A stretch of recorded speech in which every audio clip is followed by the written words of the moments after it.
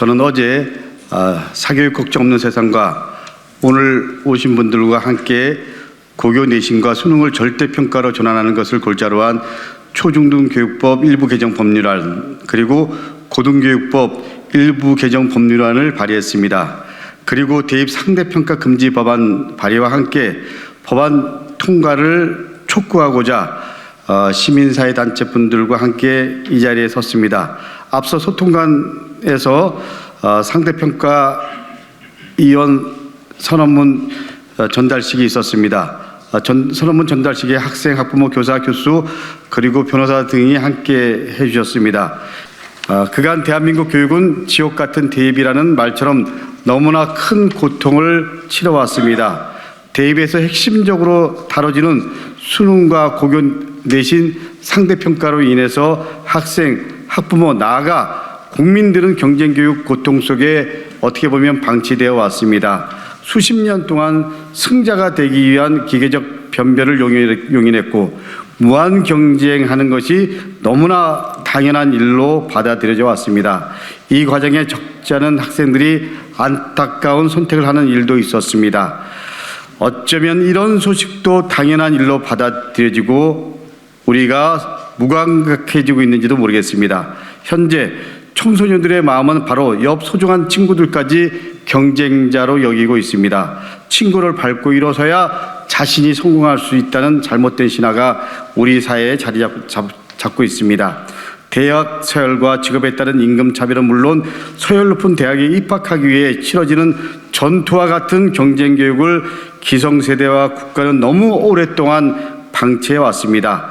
이 과정에서 느끼는 학생들의 자괴감 그리고 죄책감들 그리고 이렇게 만들어 온 제도와 문화를 이제 어른들이 그리고 국가가 제대로 보고 살펴야 합니다.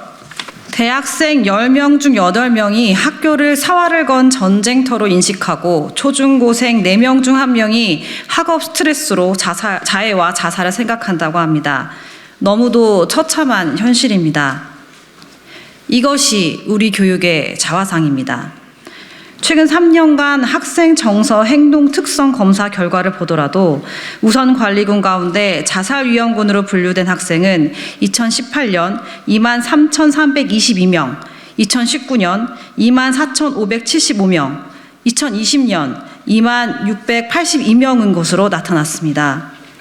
이전 시기를 보면 2015년 8,613명, 2016년 9,624명, 2017년 16,940명이었지만 이후 최근 3년간은 자살 위험군 학생들이 급격히 늘어나 2만 명 이상을 유지하고 있는 것입니다. 대한민국의 과도한 경쟁 교육이 우리 아이들을 죽음으로 내몰고 있다고 해도 과언이 아닙니다. 이뿐만이 아닙니다. 살인적인 대입 상대평가는 인간이라면 누려야 할 기본적인 권리까지도 침해하고 있습니다. 특히 학원 교습 시간 사이에 끼니를 때우는 초등학생들의 일상을 볼 때 인간으로서 보장받아야 할 최소한의 건강권, 행복 추구권, 휴식권의 침해는 심각합니다. 초등학생이 한 주 5번을 편의점에서 컵라면, 삼각김밥, 햄버거로 혼밥을 하며 끼니를 때우는 소위 흑밥 보고서 속의 아동들의 삶을 그대로 두어서는 안 됩니다. 어른들은 주당 40시간, 최대 52시간 노동을 운운하고 60시간을 과로사 인정 노동시간으로 정하고 있지만 대한민국 고등학생은 제대로 식사조차 해결하지 못한 채 50시간에서 80시간까지 학습 노동을 하고 있습니다. 왜 이런 상황에 모두 침묵하고 있습니까? 나아가 지독한 상대평가와 무한 경쟁으로 인해 적성과 흥미에 따라 교육받을 권리는 어디론가 사라져버렸다고 해도 과언이 아닙니다. 우리나라 학생들의 학업에 대한 흥미와 동기조화 문제는 다른 국가들에 비해 훨씬 심각합니다. 한 예로 2020년 국제교육 성취도 평가협회에서 발표된 초등학교 4학년 수학, 과학 흥미도와 자신감은 58개국 중 57위였습니다. 그 원인은 통제 중심의 학습 환경, 경쟁으로 인한 불안과 스트레스, 빈번한 상대평가에서 오는 효능감의 박탈 등으로 파악됩니다. 대한민국의 그 어느 수험생도 상대평가 체제 내에서 자신의 적성에 맞는 교육을 자유롭게 선택할 수 없고 배울 수도 없고 시험을 칠 수도 없습니다. 공부 잘하는 학교에 공부 잘하는 아이들조차 그렇습니다. 대표적인 예로 상대평가로 인해 수능 선택 과목의 선택조차 왜곡되어 있다는 결과는 지속적으로 확인되고 있습니다. 2025년부터 고교학점제가 도입될 예정이지만 상대평가로 인한 유불리 계산으로 학생의 적성과 흥미 중심의 교육과정을 구성하겠다는 교육적 목표를 달성하기 어려울 수도 있다는 지적도 잇따르고 있습니다. 오늘 우리는 수능과 내신 상대평가를 금지하고 절대평가로 전환하는 법률 개정안을 발의하면서 경쟁교육 고통과 헤어질 결심을 굳게 다짐합니다.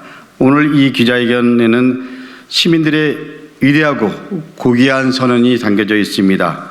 그 선언은 학생들의 건강권, 행복 추구권, 그리고 교육권을 침해하는 대입 상대평가를 금지해달라는 여러 교육 주체들과 법조인들의 선언입니다.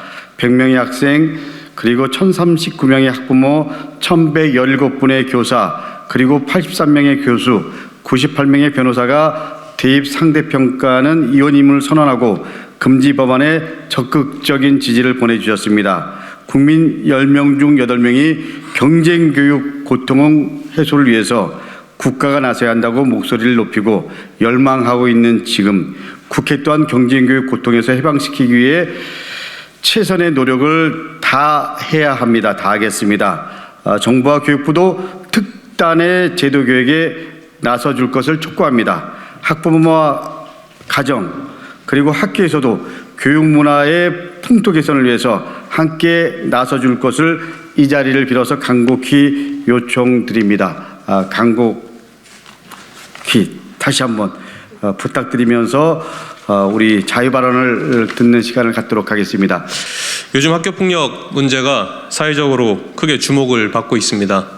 정순신 변호사 자녀 학폭 논란이 국민적 공분을 크게 샀습니다. 이 사안이 청문회까지 이어지면서 당초 3월에 교육당국이 발표하기로 했던 학교폭력 근절 대책을 오늘 4월 중순이 지난 오늘에서야 발표한다고 합니다. 그리고 대강의 내용들은 모두 예상하고 있습니다. 학생부의 기록을 연장하고 또 대입 반영을 확대하고 심지어 취업까지 확대하겠다, 이런 내용들로 예상하고 있습니다. 저는 교사로서 학교폭력의 주범은 바로 이 견고한 상대평가 체제에 있다고 생각합니다. 내 앞에 친구가 아니고 내 발 아래에 두어야 될 경쟁자로 만드는 구조 속에서 폭력성은 발현될 수밖에 없습니다. 거기에 학생과 학부모의 불안을 자극하는 사교육 시장과 이 교육 구조는 학생들의 폭력성을 부추기고 있습니다. 정말 이 부추기고 있다는 표현이 정확한 표현일 것입니다.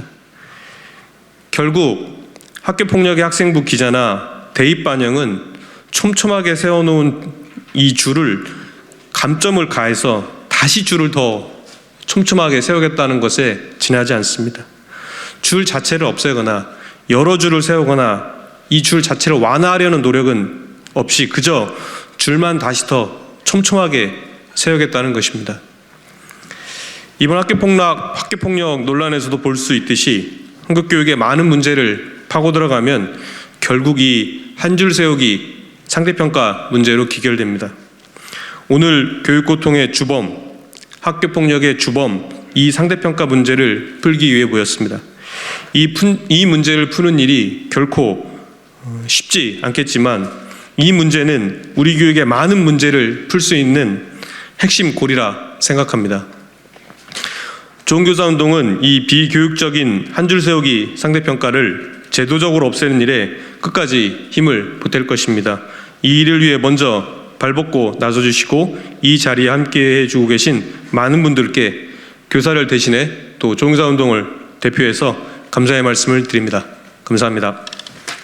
예, 오늘 역사적인 날이라고 생각합니다. 예, 지금 대한민국 교육을 지배하고 있는 이 경쟁의 논리, 이것이 현실적으로 실현되게 하는 상대평가라고 하는 것, 이것은 전 세계 어디에서도 찾아볼 수 없는 야만의 극치라고 할 수 있습니다. 50만 명의 아이들을 1등부터 50만 등까지 줄 세우는 이런 나라가 도대체 지구상 어디에 있습니까? 이것은 이미 전 세계에서도 다 공인된 이야기입니다. 얼마 전에 르몽드지에서는 한국 교육을 집중 취재하고 나서 이렇게 결론을 내린 적이 있습니다. 한국의 학생들은 전 세계에서 가장 불행한 아이들이다. 왜냐하면 한국 교육은 가장 경쟁적이고 가장 고통을 주는 교육이기 때문이다. 이렇게 이야기를 했습니다. 우리 어른들은 정말로 우리 아이들을 언제까지 이런 경쟁의 고통에 방치할 겁니까? 최근에 한국 교육에서 문제가 되고 있는 학교 폭력 문제 또한 마찬가지입니다. 저는 이러한 아이들의 폭력성의 근원에는 끊임없이 아이들에게 경쟁을 강요하는 잘못된 사회가 있다고 봅니다. 아이들이 무슨 죄가 있겠습니까?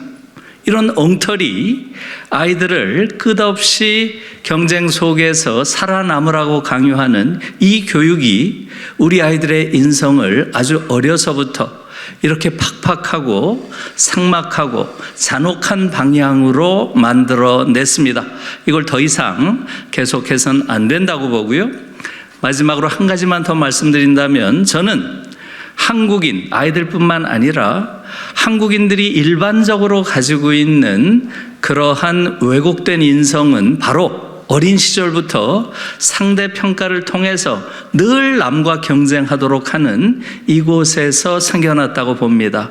지금 한국 사회를 지배하는 아주 미성숙하고 아주 오만한 이러한 엘리트들의 행태 또한 상대평가가 만들어낸 중요한 병리성이라고 생각합니다. 그래서 아이들을 이런 경쟁의 고통에서 해방시키고 한국 사회를 보다 성숙한 민주사회로 만드는 첫걸음, 그것은 바로 이 상대평가를 없애고 이제는 절대평가 제도로 바꾸는 것이라고 확신합니다. 예, 고맙습니다. 평가에는 명백한 지향점이 있습니다. 입시나 입사 같은 거 말입니다. 여기서는 대학 입시만 한정해서 말하겠습니다. 지향점은 한정된 자리만을 제시합니다. 아이들은 좁아지는 길 위에서 자리를 쟁취하기 위해 서로 경쟁합니다. 이 경쟁은 서로를 짓누른 결과 마지막 한 사람이 남을 때까지 이어집니다. 그러나 모두가 아시겠지만 경쟁은 입시의 종료가 울리는 그 순간까지 종료되지 않습니다.